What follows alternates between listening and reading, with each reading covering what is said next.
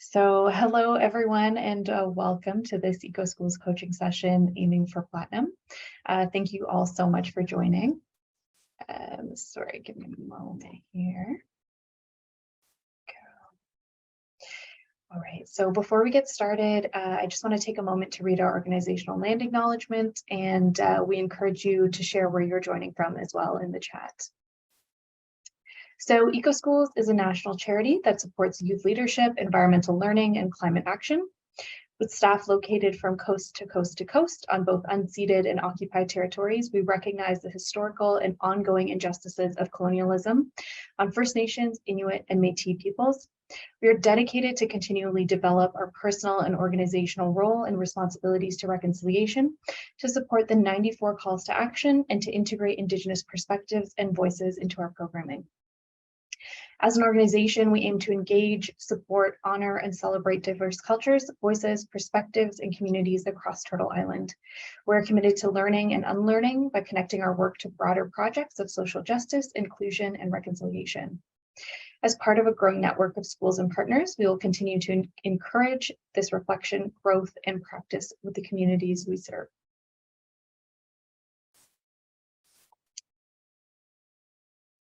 All right, so to start off, I'll go ahead and introduce myself. So my name is Renee, my pronouns are she, her, and I'm Program Officer with EcoSchools Canada.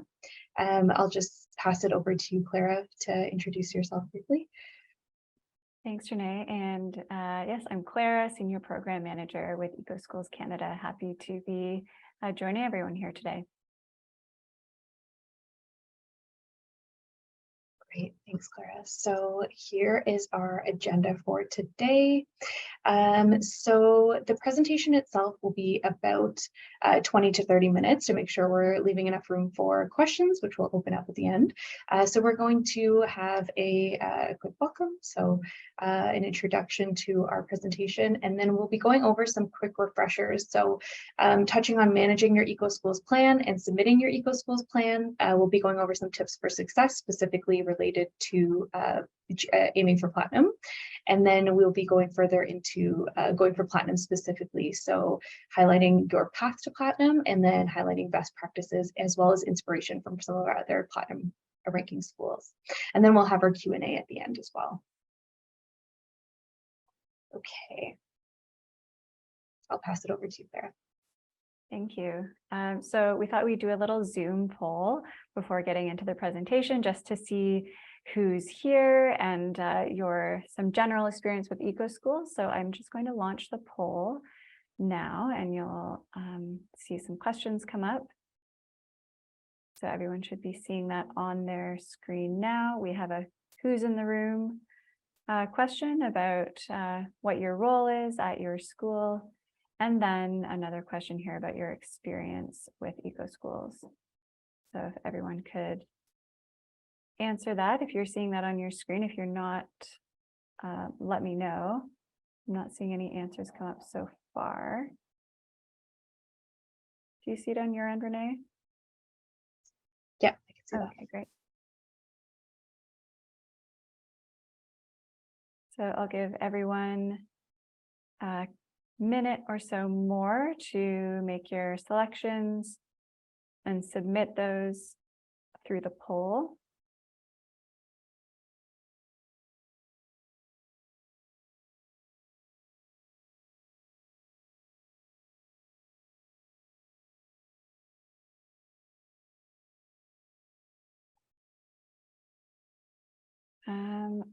Not seeing many people answer the poll. Could you let us know in the chat if you're having any trouble seeing it? It should have just popped up on your screen, but if... Oh, okay. Not seeing it on my end, but maybe you can... Do you see anything, Renee? No, I'm not seeing it on my end either, Clara. Okay, so let's see if... I'll end the poll to see if any of these results come up. Very mysterious, but sorry about that, everyone. The poll didn't seem to work on my end, but if you want to share in the chat a little bit more about yourself, what your role is, and your experience with EcoSchools, please do that. Oh, it looks like you're seeing the poll results, so I guess only I am left in the dark. So you can see a little bit more about who is joining on the webinar today. So I'll stop sharing that now. And we'll move along to the next slide. So thanks everyone for participating in that. And next, we are just going to do a little demo on the ECA, just a bit of a refresher, particularly to go over how to manage a plan. And I'll also be reminding you of how to submit your plan once you're ready to do that before the submission deadline. So I'll just navigate over to the ECA. And can you see that, Renee, from your end? Okay, great. So I'm on our plan on the EcoSchools certification application. So hopefully this is a familiar space for you if you've gotten into the platform this year. So the plan is, the main place that you will tell us about the work that you've done throughout the year. So we have our plan progress bar.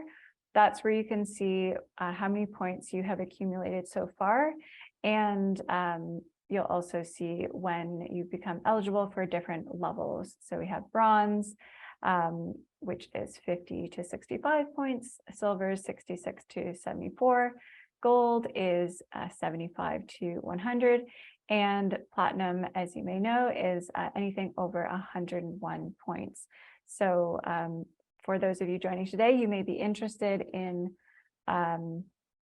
aiming for platinum. So we'll be getting into more of the details about what to expect and what is required there as we go through the presentation.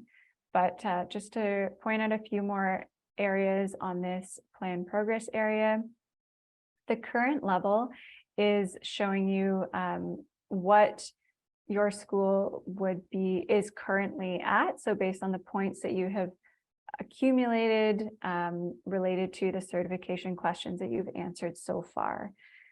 Eligible for is related to the number of actions that you have added to your plan.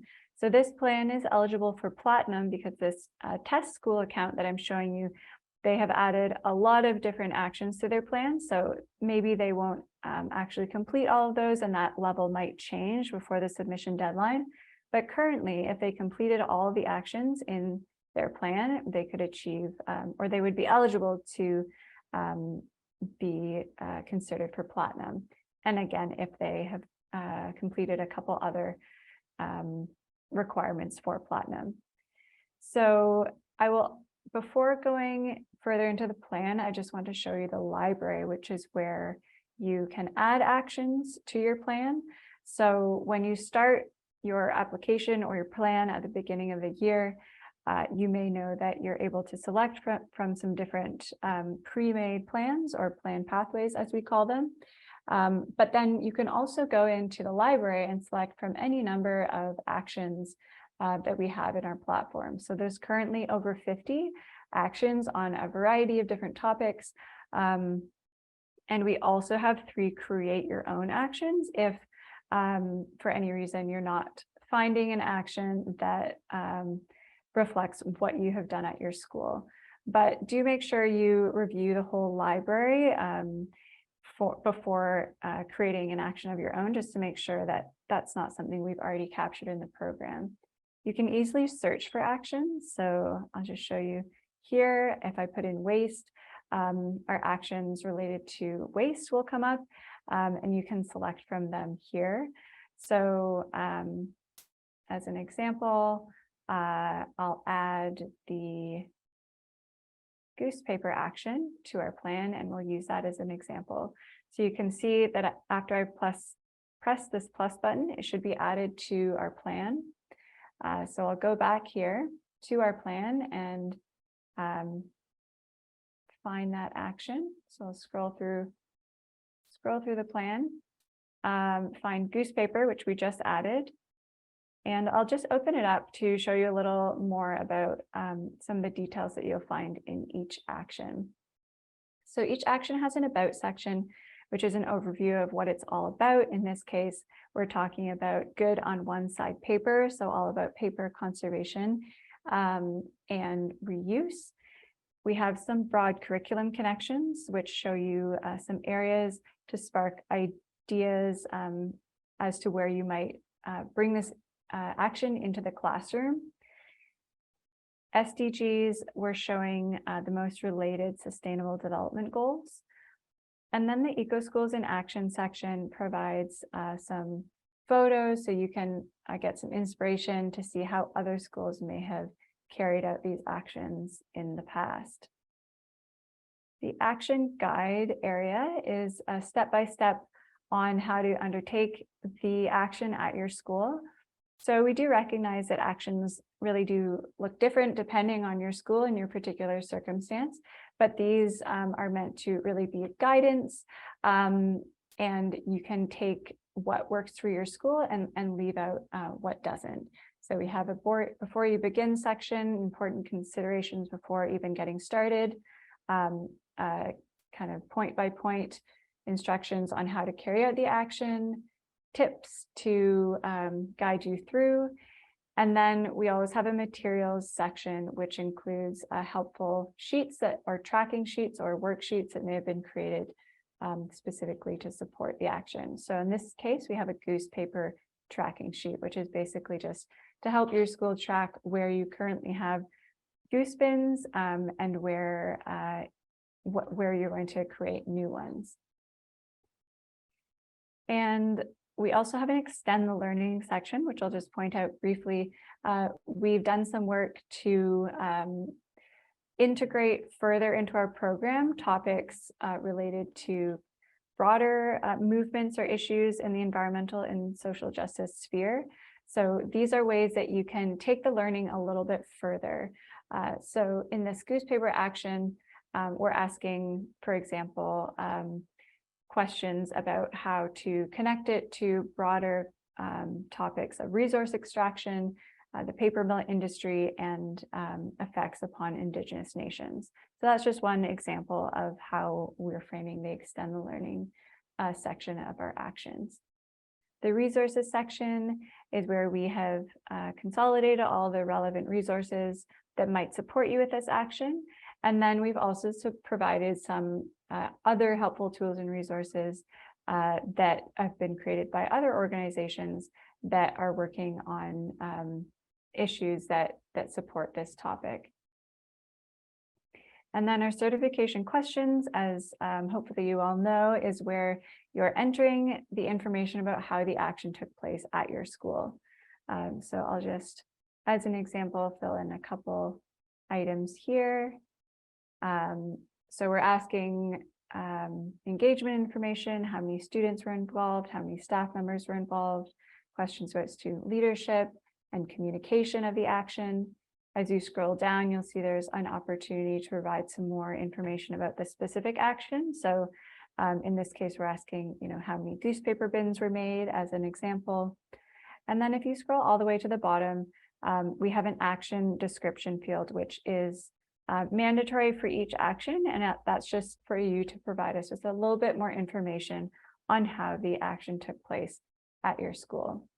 There's also an action documentation area where you can add attachments such as completed worksheets, photos, or examples of student work that was related to the action, or photos of the action taking place. So you'll see in this case, because I just filled out a couple questions as an example, there's just 1.5 points achieved out of a possible 10. So this will just grow depending on the depth and extent of the work that your school has done around this particular topic. In this case, I will click come back later because there's more to be done for this action. But if I was done, there's this done button, which needs to be clicked for every action after you have entered all the information that's relevant to how it was done at your school. So just keep that in mind before you submit, because each action has this done button. And in order to submit your entire application, you have to click done on each individual action. So I'll just go back to our plan now and quickly wrap up this little demo. So this plan, because there's so many actions that are still in progress and some that are not started, this submit button is still grayed out. However, when the actions are completed to the point that reflect how the program looked at your school this year, this will turn green and you'll be able to submit your entire application. The full application is due by May 12th. That's our final deadline. And we also have an early bird deadline the last Friday in April. So I will end the demo there for now. So because there's many things we could talk about here, but if you do have other questions, we'll have lots of room to talk about that in the question period. We'll just navigate back to our presentation and on to the next slide.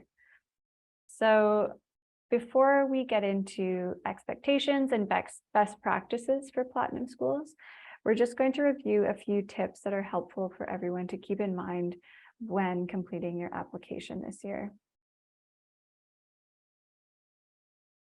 So actions, projects, and campaigns that your school reports on should take place in the current school year. That's September to June for most schools.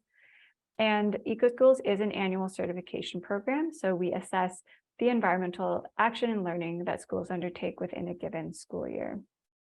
If there are actions that are established at your school and already integrated into everyday practices, you can still claim these. So to claim these actions, there should be some type of ongoing learning, maintenance, and student engagement taking place within the year. So an example of this, just to speak to the action we just looked at in the platform for goose paper bins, perhaps your school isn't creating a whole bunch of new bins because you've done that in the past. However, that program should still be actively monitored, and there should be awareness about how to correctly use the bins and connections to learning around paper conservation. So just as one example, and we can talk more about that if people have questions.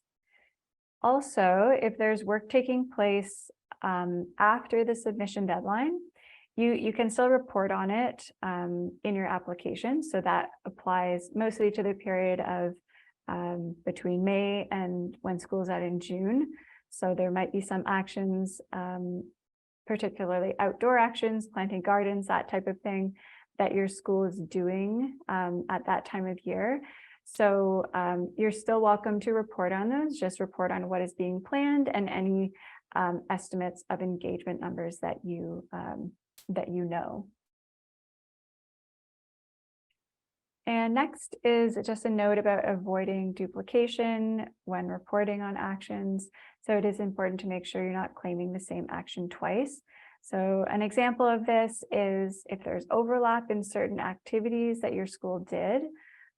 So if you participated in the Great Gulp, so that's all about learning about single-use plastic water bottles and the importance of tap water.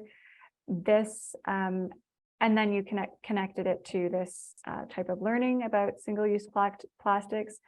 You can't claim the exact same learning under the reduce single-use plastics action. So you'd want to make sure there was maybe a different item that was focused on for if you're doing a reduce single-use plastics campaign. So maybe you're focusing on straws or another or all of the other potential single-use plastics rather than the Great Gulp, which is about single-use plastics, but also learning about water and the importance of drinking water or safe drinking water, I should say. So once again, please ask if you need any clarification about that within our question period. Next is a note about adapting the action for your school. So this is a really important one because actions will be most successful if you adapt them to the unique circumstances of your school. The guidance and resources that we've provided within the ECA, as you have seen, it's quite extensive. They are just suggestions, and if they don't apply to your school, just use those that work for you, and don't feel that you have to fill out every single certification question, because we really want to see how the action took place at your school. And now I'll pass it back over to Renee. Thanks, Clara.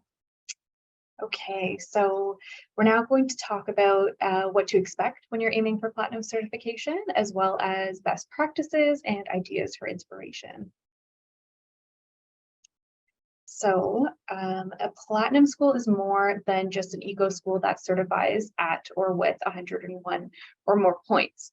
So in a Platinum school, the EcoSchools program is really well established. So environmental learning and action is really a defining element of the school culture. So throughout the school year and also extends beyond the school walls as well in terms of community engagement.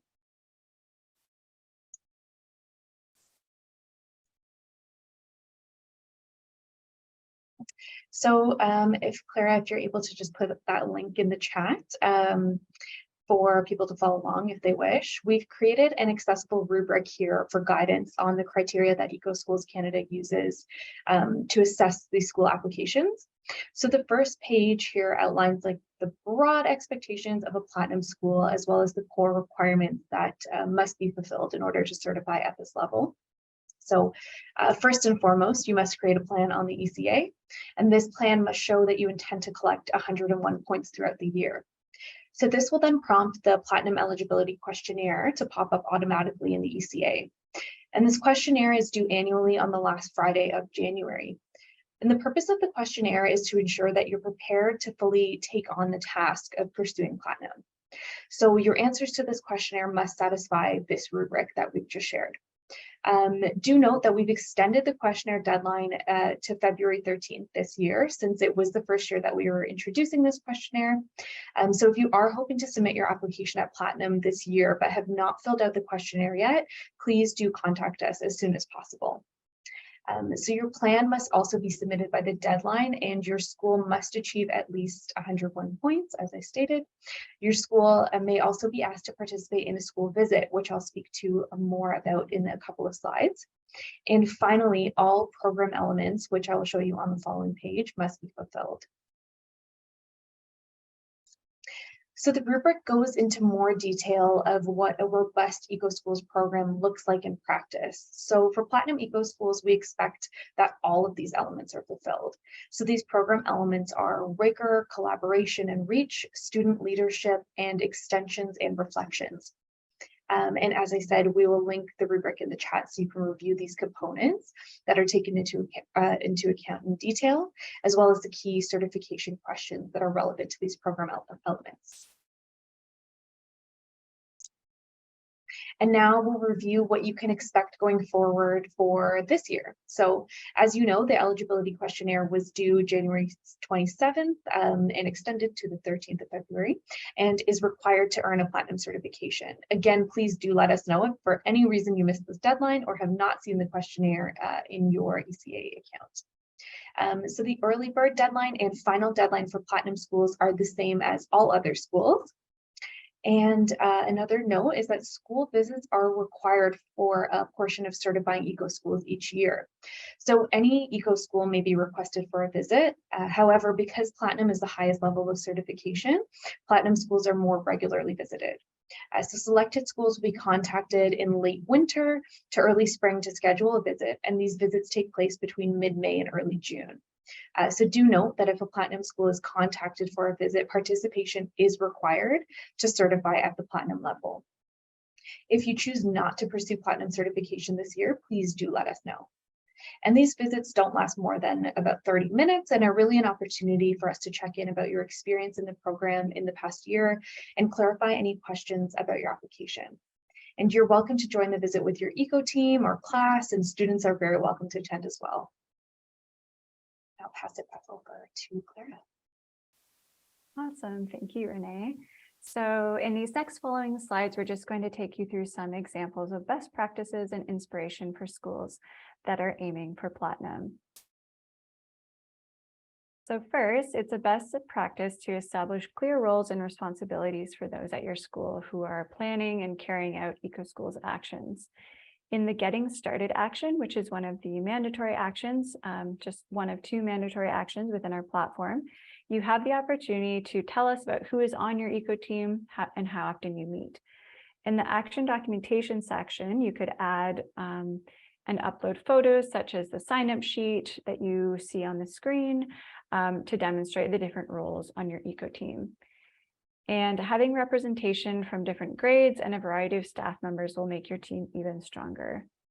A couple examples of an eco team structure might be a class or a grade eco rep, or you could think about having subcommittees like fundraising or gardening committees, or even defined roles like secretary, treasurer, or minister of the environment. And then next, offering students across all grades and subject areas a chance to learn in, about, for, and from the environment will create an engaged student citizenry who are informed about environmental issues and motivated to make change. Collaboration amongst staff can expand teachers' ideas and approaches to bolster student environmental literacy and strengthen your EcoSchools program. Environmental literacy should provide all students with the opportunity to learn in the environment to solidify students' sense of place and social emotional connections about the environment, to engage students in learning about different environmental topics and socio-ecological systems through a critical lens for the environment, to turn learning into action with the aim of making the world more sustainable and equitable, and from the environment to ensure students develop a deeper and more reciprocal connection to the environment.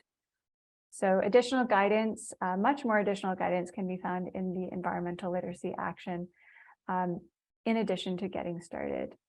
And as I mentioned with getting started, environmental literacy is the other locked action or mandatory actions because they will help your school form and maintain a strong foundation for environmental learning and action. And at the platinum level, they represent a challenge to go even deeper. Next, you can really grow the impact of your eco team's initiatives by promoting and communicating your great work, especially when it goes beyond your school and into the broader community. In most actions, you'll see the certification questions. What communication strategies did students use to effectively communicate your action to the school community, as well as how was the broader community involved in this action? This is where you can let us know how you got the word out and who was involved. Examples might include a community newspaper about your environmental initiatives, or a school board or district media release about your EcoSchools program. Maybe even an environmentally themed open house open to community members, or regular updates through a social media account from your school, like this Twitter account that you see on the screen. And we'll continue to focus in on that broader school community involvement for a moment, because it can be a very impactful component of a strong EcoSchool. So for example, if students organize a conference with a neighboring school and invite parents and community members, this could be claimed under the environmental fair or conference action. At a platinum level, we know schools are doing really great things, so we want to encourage schools to collaborate with another school or organization to spread knowledge and build support for the campaigns your school is undertaking. Next, we have investigating change over time, which is a component of key actions within our platform, including switch off lights and devices, heating and cooling, and sort your waste. They include tracking sheets that allow schools to monitor behavior change throughout the school year. Tracking multiple times over the course of the year, students can see the impact of their awareness campaigns and consider why or why not behaviors have changed. On the screen, you can see a really creative example or interpretation of a tracking sheet, which also creates more awareness throughout the school. And photos of your tracking sheets or other means of tracking can be uploaded on the action documentation section of these actions. Again, I should note, as you probably know, you do not have to do any actions that aren't mandatory, but if you are undertaking these types of actions, these are the types of things we love to see. And then properly inputting and tracking data. So the data that your school reports in your application is not only used to assess whether you properly completed an action, but it's also used at us at EcoSchools to track environmental impact in schools across Canada and create a baseline for year-over-year comparisons so you can track your school's progress. For this reason, we ask that you try your best to accurately report data in your application. Some actions, such as school energy footprint and school water footprint, include certification questions that ask for school building metrics and energy metrics that might not be available on hand for most members of an eco team. So for these questions, we recommend consulting with your school's caretaker, principal, or school board or district office for this information. To help you get started, these types of actions have an Action Resources tab where you can find the related data collection sheets to help you get started. And you can always reach out to us if you get stuck. And the most successful EcoSchools programs are those that value and encourage student leadership. Even at the elementary level, there are lots of ways to provide opportunities for students to take the lead in areas such as the planning, promotion, and regular maintenance of actions. One model is for younger students and older students to pair up as eco-buddies to share environmental tips and practices. By letting students take a lead, they can gain a variety of skills from researching an environmental topic and then organizing ways to raise awareness and engage the school community in learning and action. And although strong curriculum connections have always been a marker of Platinum EcoSchools, the past couple of years have really shown that the ability to run the EcoSchools program in the classroom and through cohorted learning are more important than ever. So in each action, you will find ideas and prompts for curriculum connection to inspire ways that you might make these connections. And in the action description section, you can provide more details about how you connected the action to in-class lessons. And you can also attach examples in the action documentation section. In that example on the screen, you can see that students have learned about the abundance of biodiversity on their school grounds by conducting a survey that identifies and tallies all the plants that can be found there. This relates to one of our new actions on our platform, which is called Greenbelt Biodiversity, and supports this learning and provides a template for conducting this type of work on your school grounds. And another best practice we see at Platinum Schools is establish campaigns and actions. So those are those which are embedded into regular practice in the culture of a school. As an example, an active and sustainable school travel campaign would not just be one walk or roll to school day, but weekly events such as Walking Wednesdays or Sustainable Transit Tuesdays. Or this might mean having establishing practices each year, like having goose paper boxes in every classroom in your school that are used regularly and maintained throughout the year. All right, so the final best practice that we'll talk about is whole school engagement. There are a ton of creative ways to spread awareness and offer engagement opportunities to the whole school. This might be through pledges, having each class take the lead on a different action, or in this example, getting together to take the Great Gulp. So always make sure there are clear connections to deeper learning and engagement when planning awareness raising challenges. So for example, with the Great Gulp action, you can raise awareness with your school community about drinking water and access to safe and healthy tap water in Canada, and the importance of reducing single-use plastic waste. And with that, I'll just turn it over to Renee to wrap us up. Thanks so much, Clara. So before we get to our Q&A here and open it up for questions, we'd like to tell you about some upcoming opportunities for your school and for your students to gain additional recognition or win some really great prizes for engaging in environmental learning and action. So this year we have 2 achievement badges that schools can receive. One is our Project 2050 badge. So this recognizes schools for their contribution to a climate resilient future. So to receive the badge, schools must complete 3 or more actions in the Project 2050 pathway. And the other badge is the Low Carbon Commuting badge, which recognizes schools that are working to reduce the environmental impact of commuting at their school this year. So schools must complete 3 or more actions related to active and sustainable transportation to achieve this badge. So we talked about Goose Paper earlier, and National Goose Paper Day is coming up on the first Thursday of April.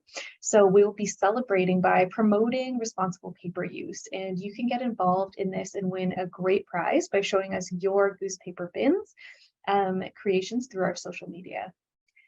Additionally, we have a Young Reporters for the Environment Canada, which is a national environmental education program run through EcoSchools that offers youth the opportunity to amplify their voices, raise awareness and advocacy on local environmental and climate issues through critical thinking, creativity, and reporting. So the deadline this year is Friday, April 14th. Of 2023. And the Litterless campaign is a campaign launched by the Foundation for Environmental Education and is currently running in 20 countries. So schools across Canada are taking part in this campaign by running waste-related actions as part of their certification plans. So if your school is interested in joining the campaign, follow the easy steps explained on our website at the campaign section under Litterless campaign. So for details on all of these exciting opportunities and more, you can visit our website. Make sure you are also subscribed to our social media accounts and that you are registered on the ECA platform so that you receive our monthly Cert Tips newsletters. And also coming up very soon is the 2023 Eco Summit. And this will be bringing together students, educators, and partners for a dynamic, accessible 3-week event. And it's going to be focused on the following 4 themes: low carbon commuting, outdoor learning, waste reduction, and climate action. So we have our welcome and keynote, which will be taking place on March 2nd at 1 p.m. EST, and our low carbon commuting panel, which will be a live and live streamed event taking place on March 10th at noon. And our viewable presentations will be available throughout the conference from March 2nd to the 23rd. And then we have our final closing inspiration event on March 23rd at noon. So if you haven't registered yet, you still can. It is free. We will add the link, thank you so much, Clara, to the chat. So take a look there for more information. All right, so now we are happy to take your questions.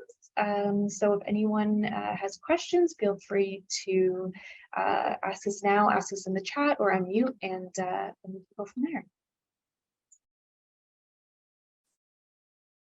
Hi, my name's Christine. I have a question about the certification for Platinum. On the back of that rubric, or the second page of the rubric that you sent us, like in order to get the Platinum certification, does every single one of those boxes need to be checked? So great question, Christine, and thank you for that. So yeah, the program elements that are listed on page 2 of that rubric that we shared, ideally, all of those are represented in some way, but you know, we're not ruling out a school altogether if you really excelled in most of these areas, but are maybe lacking in 1 or 2 for like a particular reason. We look at every application and our team reviews it with this alongside this rubric, but also given our many years of benchmarking against applications. So in short, it's highly recommended to make sure you're trying to fulfill all of those areas, but I wouldn't say it's ruling you out altogether. And if you have specific questions on what areas or particular areas of the rubric, happy to talk further about that. No, that's great. Thank you very much. I'm just thinking, this is our first year of composting, so our energy has been so focused on that, which is amazing. However, it's worth maybe 20 points to our certification at the end of the day. Well worth it, of course. But the effort they put in, I just want them to be recognized for that as well. But anyways, thank you. I do appreciate that. No problem. And I think there may have been a couple in the chat, so I'll just get in there to make sure we're answering those as well. So I think the first question is about the Eco Summit, asking if it's for grade 7 and up only. So the short answer is no. I know that we have noted on the website that that's who it's for. That's more of a recommendation, just because some of the content and subject matter is a little more advanced or maybe more related to older students, especially when we're talking about low carbon commuting. And we have a particular focus around zero emission vehicles. But I would say if you are accompanying your classes in, viewing the different presentations and live events, and you're, open to taking their questions or maybe interpreting some of the information, then I would say it's definitely not closed to younger grades. And I'll just scroll through the others in the chat before getting to Sybil, who I see has a hand up. So asking if the documents charts included in the resources are mandatory. Oh yeah, so that's a great question. Claire is asking if basically, I hope I'm interpreting this correctly, that if the resources we've provided on the application are mandatory, or if you can create and use your own. So definitely you can create and use your own if you have already established worksheets or accompanying resources that really suit a particular action. Excuse me, hard to speak specifically about which actions you mean, but it's just one example. We have quite a comprehensive waste audit template, but if you have one that your school is already used to working with, you feel free to use that, but just make sure that the answers that you're getting kind of match the certification questions that are asked. It's a little, especially for those more data heavy actions like a waste audit or school energy footprint, our tracking sheets can really be handy, but for other a bit broader actions, we certainly encourage you to use what works best for your school. Okay, so moving on to Natalie's question in the chat, asking about school visits and what sorts of things we will be looking for and how to prepare for a potential visit. So for the school visits, as Renee said in our presentation, they're only about 20 to 30 minutes long.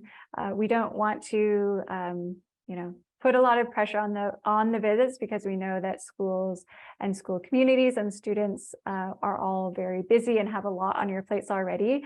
So we will give you, your invitation to the school visit will come a number of weeks in advance, at least, of the scheduled visit. And within that invitation, we'll be providing a little outline of some of what to expect.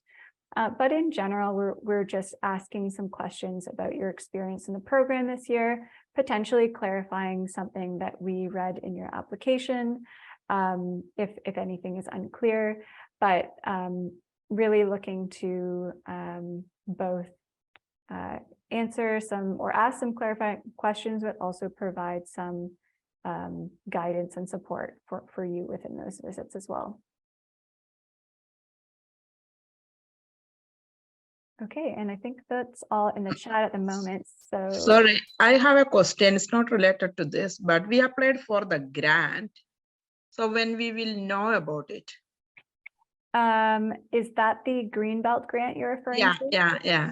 Yes, so we're actively reviewing those applications, and I'm hoping to let everyone know by the second week of March. So that is our goal, to let schools know by then. Yeah, thank you very much. No problem. We are all working on it, and we are waiting for it. Thank you. And I'll just go to Sybil, who has their hand up there. Yeah, so I actually just want to consolidate my understanding. It sounds like in order to get platinum, you have to have student, I'm going to say leadership, not just involvement, and you have to have eco-literacy. Have I got that right? Because I'm actually going to bring this back to my staff, and I want to make sure I'm communicating effectively or correctly. Yeah, those are definitely two really important components for platinum. And as kind of recognized within the presentation, student leadership obviously looks different at the elementary versus secondary level. Right. So, that might be leadership with the support, obviously, of an educator or a staff member at the elementary level. But Mhm. for secondary schools, we're often seeing those students really take a leadership role within their eco team and throughout their school. But yes, if you refer to the rubric that we provided, that Yeah. provides, a little summary of those different areas. Okay, thanks. No problem. All right, and then I think I'm seeing another question from Alexandra in the chat, asking if we could provide some additional examples of ways that schools can reach out to the broader community or other parties to complete actions. So yeah, that's a really great question, and it really does depend on your local community and what organizations are active in your area. But I would say, we can make some general recommendations, but as a national organization, we often recommend you getting in touch with your school board directly. And we have contacts at most school boards, at least in Ontario at this point, and our network is growing across the country. So we can connect you with them so that you're able to, they can potentially recommend some more locally relevant organizations or even schools that might be in your area that could collaborate with you. And yes, we'll provide our contact information here about platinum eligibility. So just making sure that's the right email. It's programs@ecoschools.ca. So that was just answering Lawrence's question. And if anyone else, is actively pursuing platinum, I know we've said this a couple of times, but if you haven't seen the platinum questionnaire or haven't filled it out, we do ask that you contact us as soon as possible, because that deadline has officially passed, but we are being a little bit flexible this year, just understanding that it's the first year that we have this questionnaire in our system. So yeah, please use that email address to reach out to us if you do have questions about that.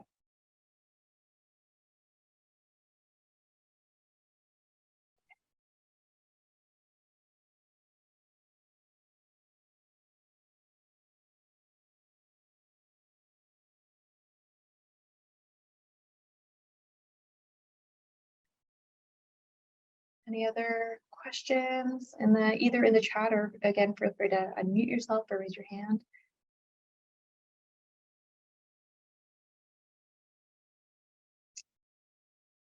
Right, so so Edith is asking here, where is the platinum questionnaire? So that will appear on your in your ECA account when you access through your EcoSchools account. If you are eligible for platinum, the questionnaire should pop up on your plan page.